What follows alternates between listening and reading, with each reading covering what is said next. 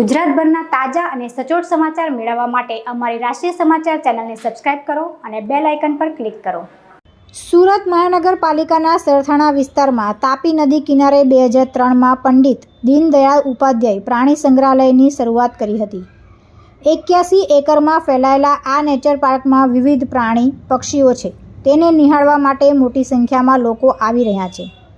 21 વર્ષ પહેલાં ખુલ્લા મુકાયેલા સરથાણા નેચર પાર્કમાં પશુ પક્ષીના પાંજરા આસપાસની જગ્યા તબક્કાવાર પુનઃ વિકાસની કામગીરી કરવામાં આવે છે, જે ભાગરૂપે હાલમાં જ 2 તળાવને રીડેવલપમેન્ટ કરવા માટે નિર્ણય પણ કરવામાં આવ્યો છે। હાલમાં પાલિકા તંત્રએ નેચર પાર્કમાં સાપઘર બનાવવા માટેની કવાયત શરૂ કરી છે। આ કામગીરી માટે 1.47 કરોડનો અંદાજ તૈયાર કર્યો હતો। તે માટે 2 એજન્સીઓએ અનુક્રમે 1.54 કરોડ અને 1.56 કરોડનું ટેન્ડર રજૂ કર્યું હતું।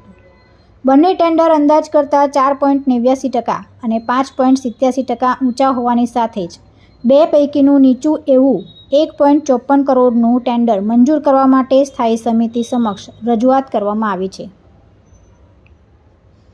તુલસી શર્મા સાથે રાષ્ટ્રીય સમાચાર સુરત।